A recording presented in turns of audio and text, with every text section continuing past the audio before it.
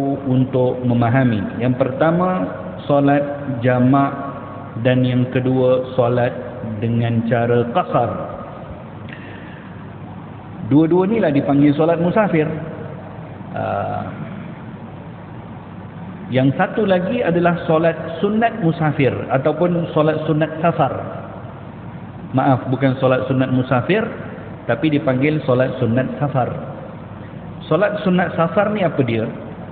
Iaitu solat yang disunatkan kepada seseorang untuk mendirikan ketika mana dia mau pergi safar. Macam mana cara untuk tunaikan solat sunat safar? Dia disunatkan satu orang yang nak musafir. Bila sebut musafir saja, tuan-tuan kena ingat, dia terikat dengan perjalanan yang melebihi 2 marhalah, iaitu paling kurang pun dalam mazhab kita, mazhab Imam Syafi'i, jarak yang paling kurang pun adalah 86 km dan ke atas. Di sana ada pendapat yang mengatakan 91, ada yang mengatakan 96, tapi pendapat yang paling minimum pun 86 km. Jadi bila satu orang nak musafir melebihi 2 marhalah dan musafirnya adalah dengan tujuan sekurang-kurangnya safar yang harus. Apa maksud safar yang harus? Dia punya perjalanan bukan untuk tujuan maksiat. Perjalanannya, musafirnya bukan untuk tujuan melakukan kemungkaran. Jadi safar yang harus sekurang-kurangnya. Safar yang harus apa dia? Maksudnya dia safarnya tu, perjalanan yang jauh yang dia nak pergi tu untuk tujuan yang halal. Dan dia bukanlah untuk tujuan ibadat yang khusus. Kerana kalau dia punya safar untuk ibadat yang khusus, maka safarnya akan jadi sunat. Kalau safar yang sunat, itu lebih utamalah untuk lakukan solat sunat musafir. Kerana syarat yang paling minimum untuk seseorang disunatkan melakukan solat sunat safar, di mana safarnya adalah dengan bertujuan melakukan perkara-perkara yang diharuskan di dalam syariat.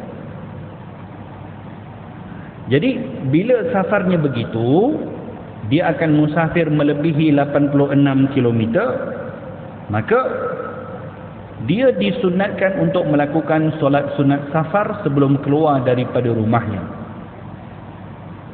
Macam mana cara melakukan solat sunat safar?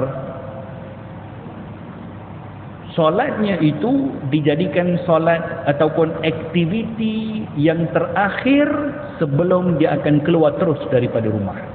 Itu cara solat sunat safar yang paling afdal, yang paling terbaik. Solat sunat safar, satu orang nak musafir, dia dah siap pakaian semua, dah bersiaplah nak keluar ni, dah siapkan dia punya beg, dah masukkan bagnya ke dalam kereta ke contohnya, dah siap berwuduk, dah siap makan contoh, semuanya dah siap. Tinggal lagi apa? Tinggal lagi nak melangkah keluar daripada rumah dia tinggal. Ketika itulah dia disunatkan untuk solat sunat safar yang paling afdal. Kerana apa? Biarlah yang terakhir sekali yang dilakukan di rumah dia sebelum dia keluar adalah solat. Sebab itu solat sunat safar disunatkan supaya jadi aktiviti yang terakhir sebelum dia melangkah keluar. Jadi dia solat sunat safar 2 rakaat dengan niat usalli sunnat safri. Safari raka'ataini lillahi ta'ala. Dilakukan secara bersendirian, bukan berjemaah. Dilakukan secara bersendirian. Sahaja aku berniat solat sunat safar 2 rakaat kerana Allah. Rakaat yang pertama baca suratul Fatihah dan suratul Kafirun. Rakaat kedua baca suratul Fatihah dan Qul huwallahu ahad. 2 rakaat yang mudah ataupun simple, ringkas. Dah habis solat sunat safar 2 rakaat, doa kepada Allah supaya apa?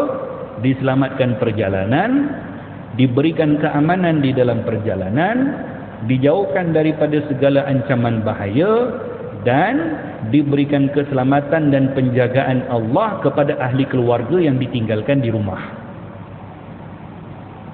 Dah selesai, bangun, terus keluar daripada rumah.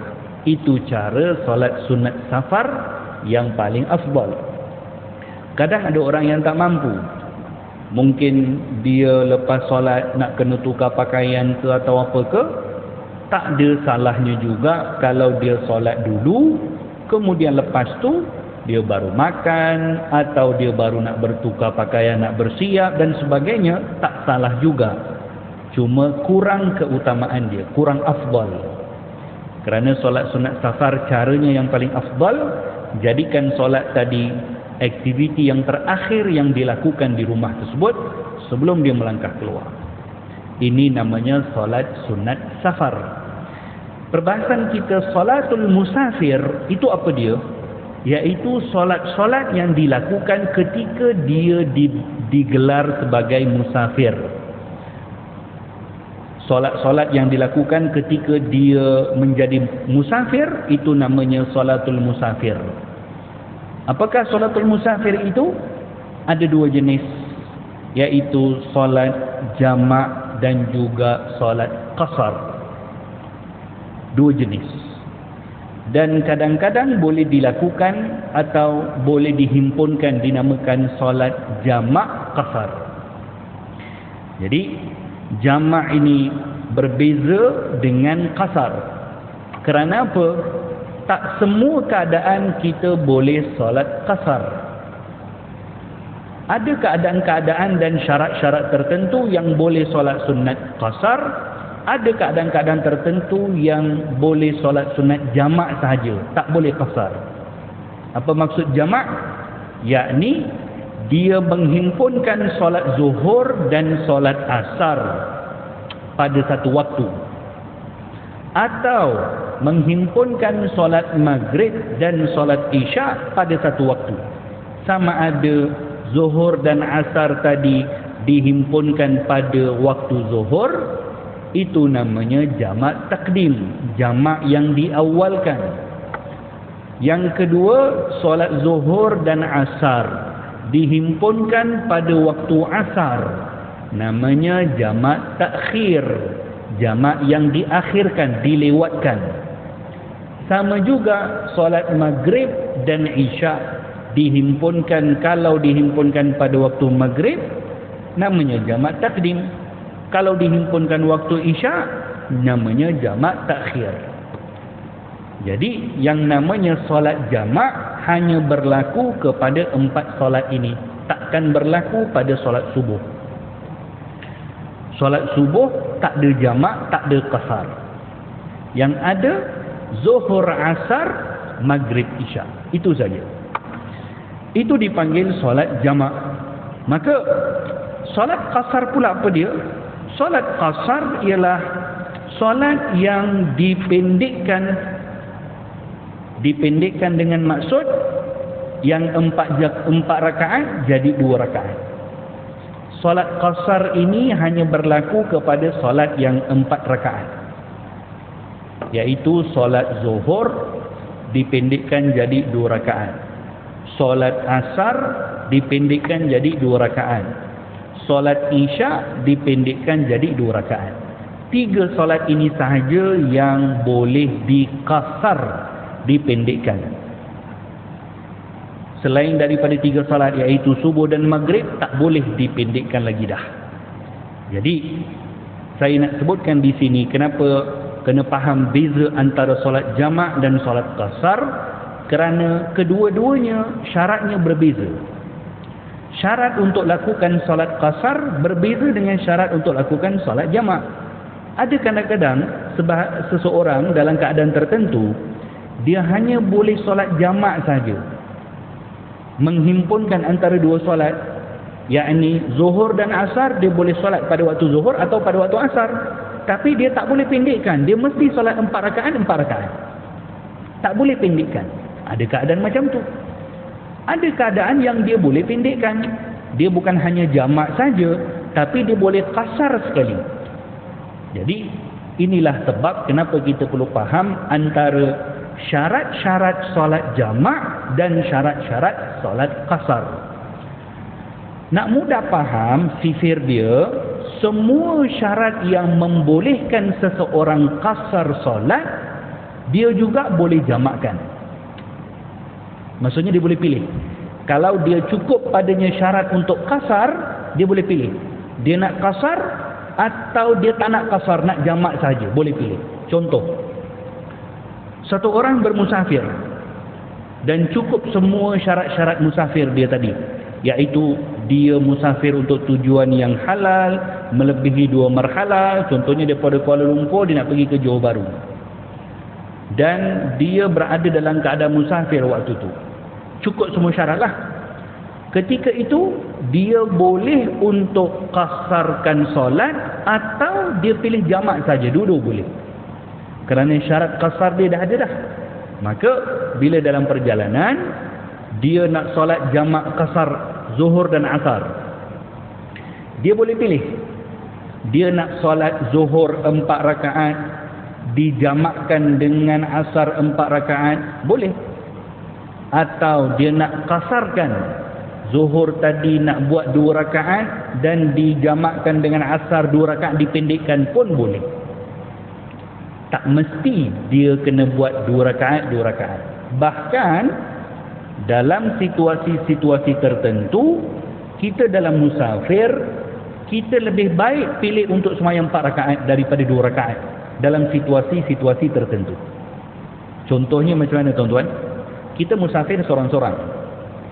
Daripada KL nak pergi ke Johor, drive kereta seorang-seorang. Sampai ke RNR, ataulah katakan kita turun sembahyang dekat surau ke, dekat masjid ke, kita ni musafir. Waktu itu di masjid di surau tengah berlaku solat zuhur. Kita musafir. Makmum atau jemaah akan solat zuhur 4 rakaat.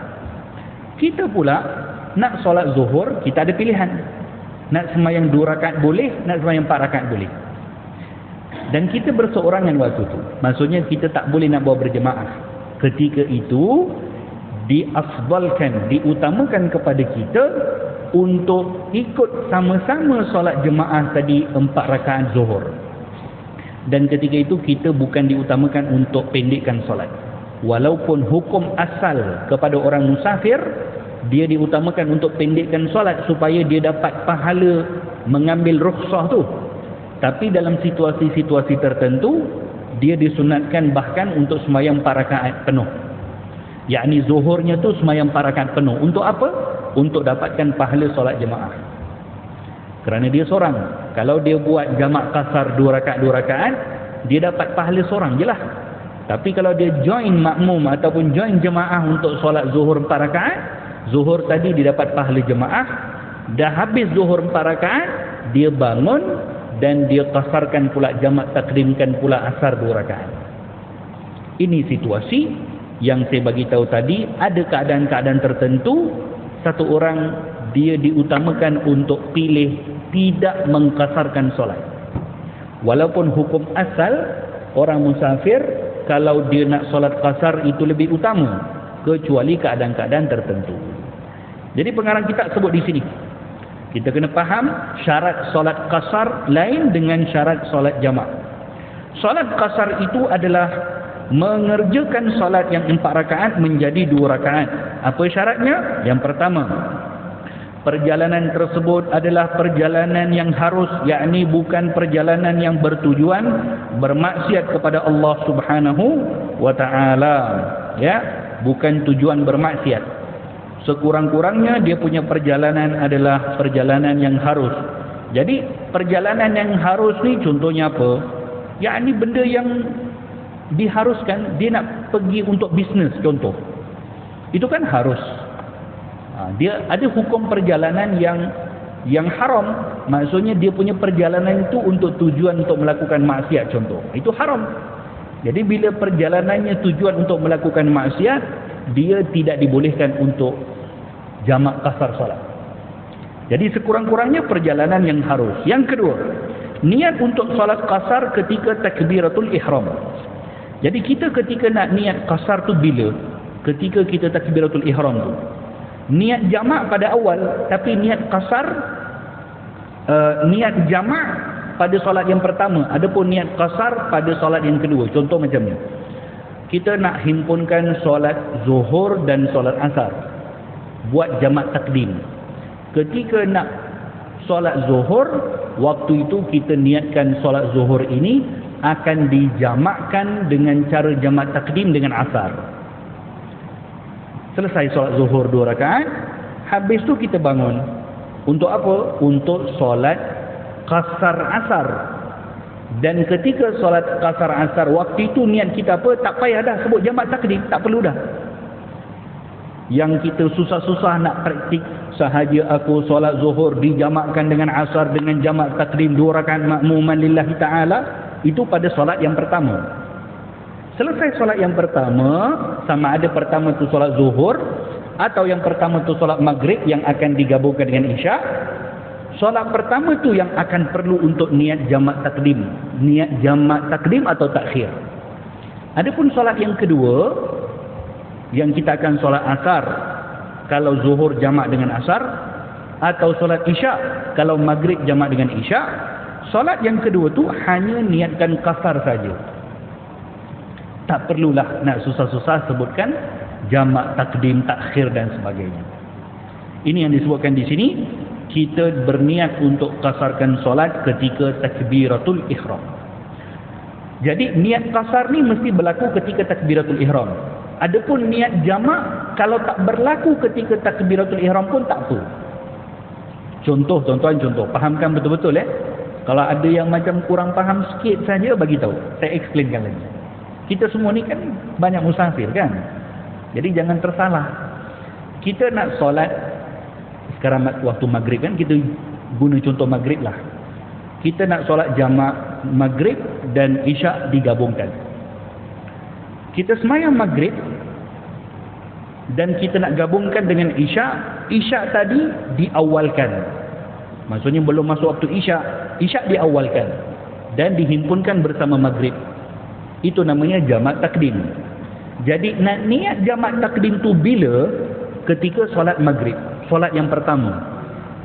Kita nak semayang maghrib ni, sahaja aku berniat solat maghrib dijamakkan dengan isyak dengan jamak takdim lillahi ta'ala. Allahu Akbar.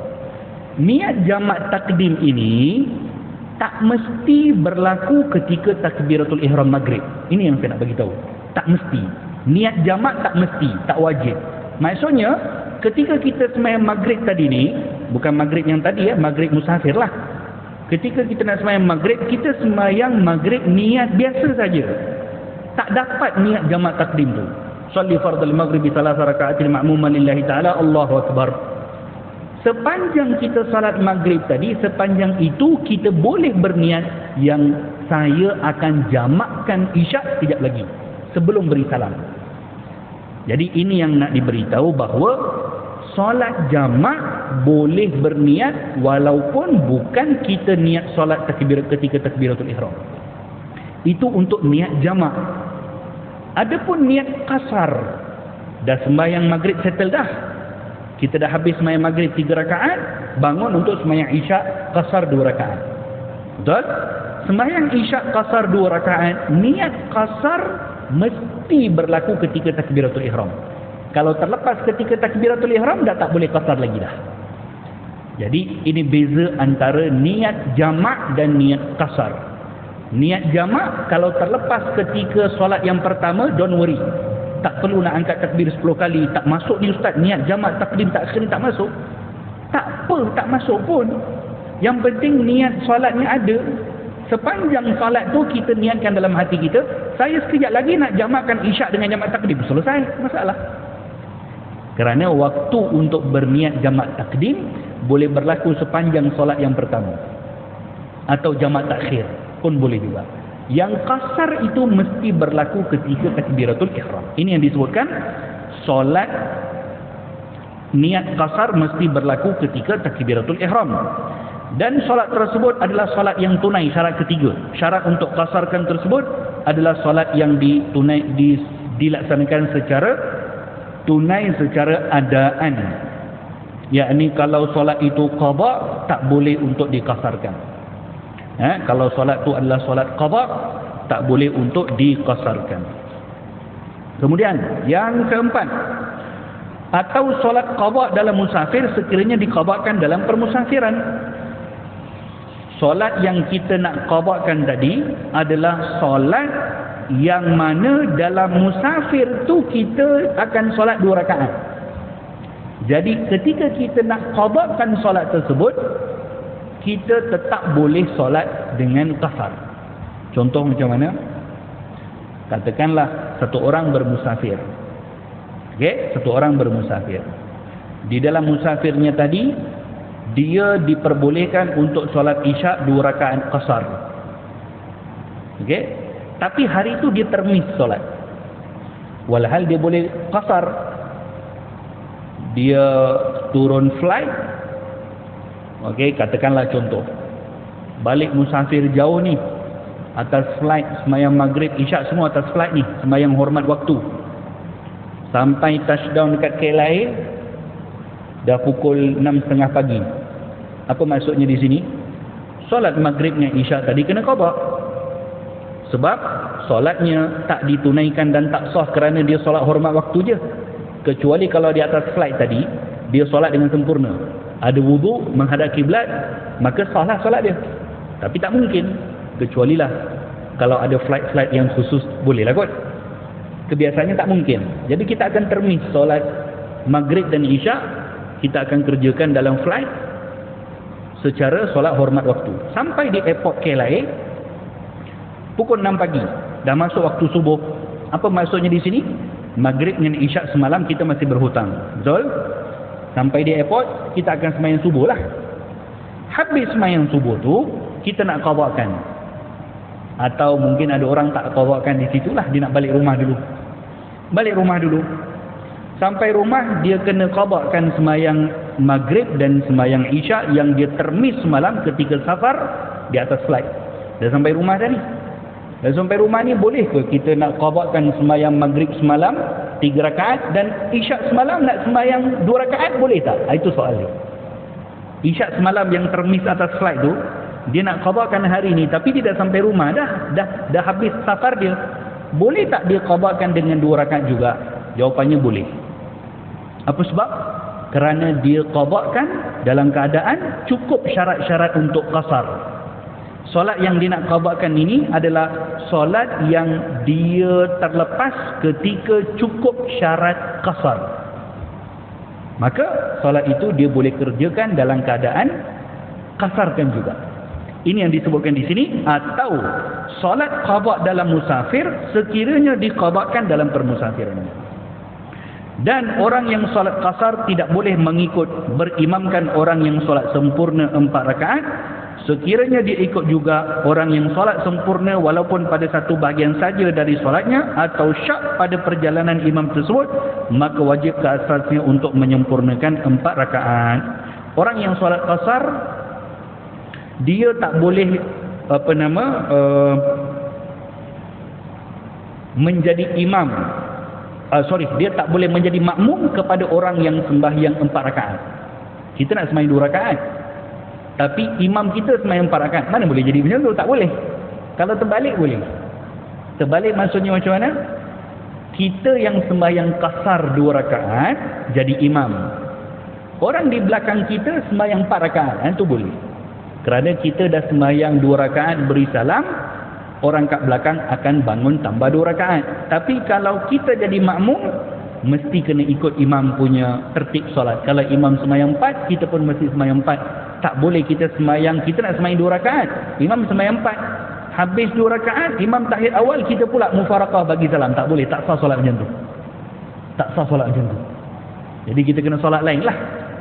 Kita kena buat jemaah lain atau sembahyang dalam 4 rakaat. Sekian lagi. Okey. Solat qasar lebih afdal daripada menyempurnakannya kecuali bagi orang yang sentiasa bermusafir seperti orang yang kerja di kapal, pemandu dan sebagainya. Okey, itu tentang permasalahan solat qasar. Adapun solat jamak pula. Adapun solat jamak itu adalah menghimpunkan di antara solat zuhur dan asar dan di antara solat maghrib dan isya secara takdim, ditunaikan pada waktu pertama atau takhir pada waktu yang kedua. Jadi dah faham solat qasar, syarat solat jamak pula kita nak bincang. Apakah syarat-syarat solat jamak? Yang pertama, syarat-syarat solat jamak, mulakan dengan solat waktu yang pertama. Maksudnya di sini, dia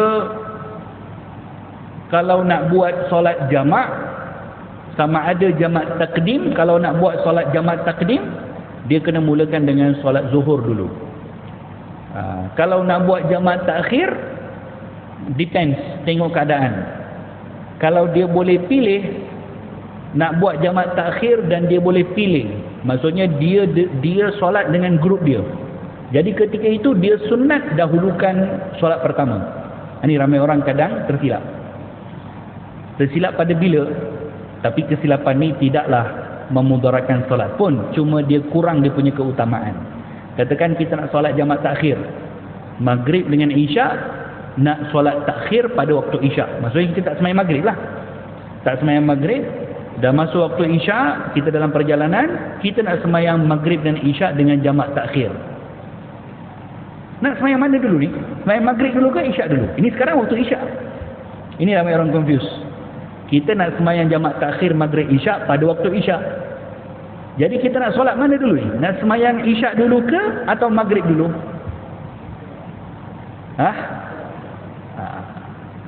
Ada dua keadaan. Fahamkan betul-betul. Keadaan yang pertama, kalau solat itu kita dengan grup kita sahaja, maksudnya grup ahli musafir semuanya, dan kita boleh aturkan kita punya sembahyang tadi, waktu itu afdal kepada kita untuk sembahyang maghrib dulu. Tetap juga jamak takhir, tapi diutamakan untuk sembahyang maghrib dulu. Kerana apa? Antara maghrib dan isya, mana dulu yang datang? Maghrib dulu.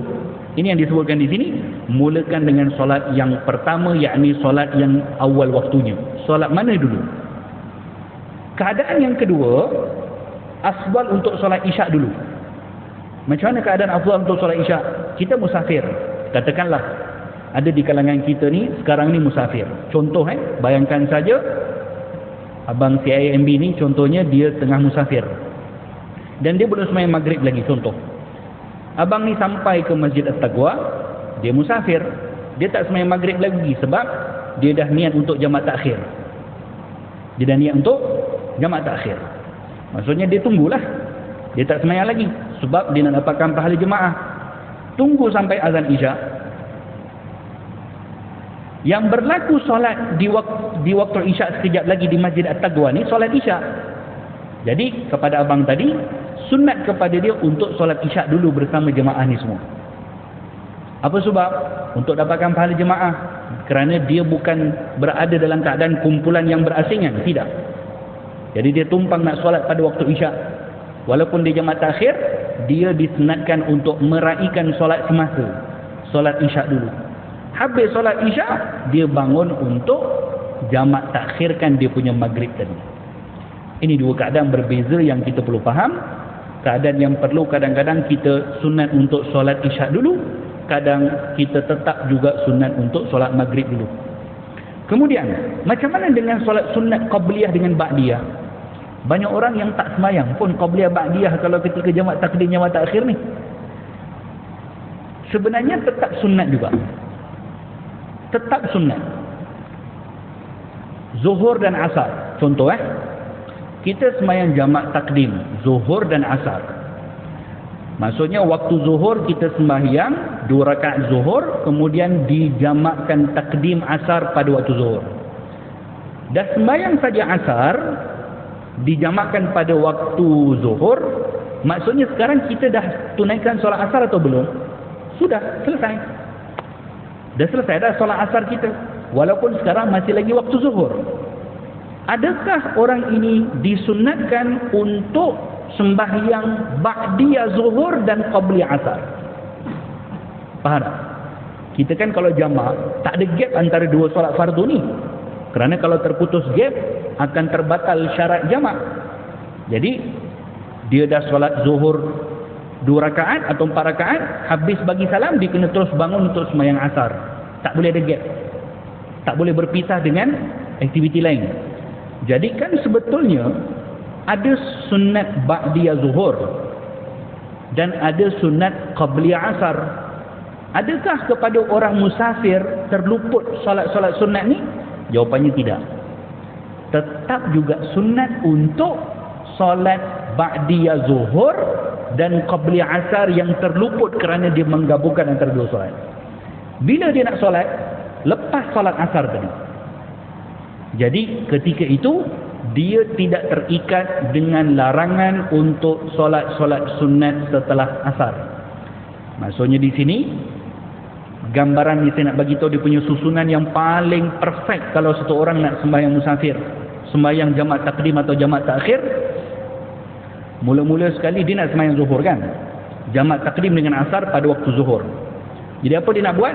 Sembahyang sunat qabliyah zuhur dulu 2 rakaat. Dah solat sunat qabliyah zuhur, kemudian dia sembahyang zuhur 2 rakaat. Habis sembahyang zuhur 2 rakaat, dia akan bangun untuk sembahyang asar. Selesai. Tapi berapa banyak lagi sembahyang-sembahyang rawatib yang dia tertinggal tadi? Ba'diyah zuhur dia tertinggal, qabliyah asar dia tertinggal. Sebab ya memang dia jamakkan tak boleh nak buat dah. Tapi sebenarnya tetap juga sunat kepada dia untuk solat lepas asar tu. Dengan niat adaan, bukan qadaan. Kerana dia belum terkeluar waktu lagi. Sama juga kalau kita sembahyang maghrib isyak. Kita sembahyang maghrib jamak takdim dengan isyak. Jadi ba'diyah maghrib kita sempat solat ke? Tak sempat. Kerana apa kita tak boleh solat ba'diyah maghrib? Sebab kita habis sembahyang maghrib, kita akan bangun untuk sembahyang isyak. Bila dah sembahyang ba'diyah, kalau kita putuskan gap lakukan solat sunat ba'diyah, maka akan terputus syarat jamak.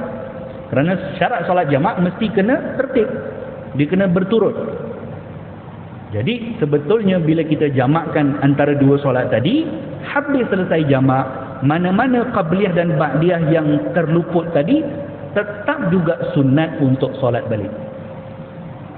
Jadi solat sunat ba'diyah maghrib yang terluput tadi, dia sembahyang lepas isyak yang dijamakkan, tetap juga niat usalli sunnata ba'diyatal maghrib raka'ataini. Kemudian dah habis tu dia sembahyang lagi pula usalli sunnata qabliyatal isya, kerana isyak pun ada sunat qabliyah. Dah habis tu dia sembahyang pula 2 rakaat usalli sunnata ba'diyatal isya. Ni bagi yang rajin lah kalau nak buat. Jadi bukan bermaksud dengan solat jamak takdim atau takhir, solat-solat sunat qabliyah ba'diyah semuanya tercover pahalanya, tidak. Tetap juga disunatkan untuk cover balik selepas selesai solat tersebut. Kemudian syarat jamak takdim yang kedua, berniat untuk jamak, iaitu menghimpunkan solat waktu yang kedua dalam waktu yang pertama sebelum habis solat pertama. Nampak ni? So ini yang menyelesaikan banyak masalah kita. Banyak orang ketika musafir, benda yang paling susah dia nak buat dalam hidup dia, cabaran yang paling besar dalam hidup, lebih besar lagi antara cabaran Malaysia nak lawan Bangladesh sekejap lagi adalah cabaran dia untuk nak lalukan niat jamak tu. Banyak orang punya tension dia, macam mana ni Ustaz? Tak boleh saya sampai pegang nota, pegang buku, panduan. Apa susah sangat? Tak perlu susah-susah. Kalau tak boleh lalukan niat tu, niat saja macam biasa dulu. Salli fardal maghribi 3 rakaatin, niat macam biasa. Dah habis niat ketika takbiratul ihram dah baca Fatihah, itu niat jamak boleh dilakukan sepanjang solat. Sepanjang solat, yakni sebelum dia beri salam, sepanjang itu dia boleh berniat untuk jamak takdim sekejap lagi. Kalau dah niat dalam sepanjang solat tadi, solat yang pertama, habis tu dia dah terus boleh bangun untuk menjamakkan solat tadi. Tapi kalau dia terluput niat tu pada solat yang pertama, maka dia tak boleh jamakkan lagi dah. Tak boleh untuk jamakkan lagi. Kemudian syarat jamak apa lagi? Tidak lama jarak antara dua solat tersebut dengan kadar masa menunaikan 2 rakaat solat. Ini syarat jamak pula. Dia tak boleh memutuskan antara jamak dua solat tadi tu dengan waktu melebihi 2 rakaat solat. Apa maksud melebihi waktu 2 rakaat solat? Yakni jarak dia mesti kena dipanggil muwalat, berturut-turut. Habis solat pertama, Assalamualaikum warahmatullahi, Assalamualaikum warahmatullahi, dia terus bangun untuk solat yang kedua. Dia tak boleh duduk dah untuk berzikir bersama dengan imam yang imam rawatib, tak boleh. Tak boleh untuk duduk untuk baca doa, kerana kalau duduknya dia tadi melebihi kadar waktu solat 2 rakaat. Solat 2 rakaat ni paling minimum kita boleh solat dalam berapa minit? 3 minit, 4 minit. Jadi kalau dia duduk melebihi 3 minit, 4 minit, maka terputuslah muwalat. Bila terputus muwalat, dia tak boleh lagi untuk menjamakkan solat. Okey? Jadi antara solat yang pertama dengan solat yang kedua mesti kena ada muwalat, tempoh antara solat pertama dengan solat kedua. Dan tak mengapa kalau di antara dua solat tu dia terbatal wuduk. Kalau dia terbatal wuduk, dia solat jamak takdim, solat maghrib, habis solat maghrib, Assalamualaikum warahmatullahi wabarakatuh, sebelum dia nak bangun solat isyak, batal wuduk dia. Nak keluar daripada sini, pergi ke luar sana, wuduk balik, datang, mungkin dah lebih daripada kadar 2 rakaat solat. Itu tak mengapa, kerana dia terpisah tadi dengan sebab yang diperbolehkan, iaitu untuk berwuduk atau contohnya apa lagi? Contoh ketika dia solat jamak takdim, katakan isyak pukul berapa? Pukul 8.41. Dia solat jamak takdim pada pukul 8.35 contoh. 5 minit lagi nak isyak. Bayangkan saja 5 minit lagi nak isyak. Dia sembahyang maghrib dan dia niat untuk jamak takdim. Habis saja sembahyang maghrib, sepatutnya dia kena bangun sembahyang isyak. Habis saja sembahyang maghrib, azan isyak. Habis saja sembahyang maghrib, azan isyak. Ataupun belum habis lagi sembahyang maghrib, dia tengah duduk tahiyat akhir sembahyang maghrib, kan dia sembahyang hujung-hujung waktu maghrib kan. Habis saja sembahyang atau ketika tahiyat akhir, azan isyak. Assalamualaikum warahmatullahi, Assalamualaikum warahmatullahi, ini tengah azan isyak. Solat ketika azan makruh. Solat ketika azan makruh, maksudnya memulakan solat. Tapi kalau kita already tengah solat tiba-tiba azan, ya teruskan. Tapi kita memulakan solat ketika azan, hukumnya makruh. Kawan ni kalau tunggu azan habis, masanya lama. Azan mungkin ambil masa 5 minit. Dan dia telah melebihi waktu yang dibenarkan, iaitu 2 rakaat solat. Adakah itu diperbolehkan? Ya, yang itu diperbolehkan. Maksudnya dia tetap tunggu sampai habis azan. Tunggunya dia tu sampai habis azan, itu tidaklah menyebabkan terputusnya muwalat. Kerana kalau dia teruskan solat, angkat takbir ketika azan, hukumnya makruh. Jadi dia duduk dulu. Tapi duduk tu jangan buka Facebook lah. Kerana buka Facebook, buka WhatsApp akan membatalkan muwalat. Faham? Dia tak boleh buka handphone. Kerana perbuatan-perbuatan tersebut, apa saja perbuatan yang membatalkan solat akan membatalkan muwalat. Contohnya kalau bergerak-gerak sikit-sikit tak apalah, macam bercakap, hatta kalau dia berzikir, dia baca Quran pun akan membatalkan muwalat juga. Tak boleh. Jadi kalaulah waktu itu dia kena duduk sekejap azan, jadi dia duduk jawab azan. Habis azan dia pun bangun, jamakkan solat isyak tadi. Okey. Ya. Seterusnya syarat jamak takdim. Masih dalam perjalanan sehingga takbiratul ihram solat kedua. Masih lagi dalam perjalanan sekurang-kurangnya ketika takbiratul ihram solat kedua. Maksudnya macam ni. Dia musafir. Katakan dia musafir naik flight lah contoh. Sambil solat, sambil flight bergerak. Ini baru boleh berlaku lah keadaan ni. Dia nak sembahyang jamak takdim, maghrib dengan isyak. Dah sembahyang maghrib 3 rakaat. Habis sembahyang maghrib 3 rakaat, belum lagi nak sembahyang isyak 2 rakaat, flight dah landing dah. Dia pula sampai dekat tempat yang memang dia punya hometown dia. Kalau sampai Skelai, Sepang, dia duduk TTDI, okey lagi lah. Sebab Sepang tu bukan dia punya daerah, masih lagi boleh sunat safar. masih lagi dalam keadaan musafir, tapi dia duduk sepang. Macam saya lah, saya duduk sepang. Sampai ke LA saya dah tak boleh solat jamaah dah. Sebab itu saya punya hometown, saya punya daerah. Jadi masalah ni berlaku apa dia? Sebelum dia nak solat yang kedua, dia dah sampai ke tempat dia. Jadi di situ juga akan terputus jamak takdim. Tak boleh jamak takdim dah. Apa dia kena buat? Maghribnya sah.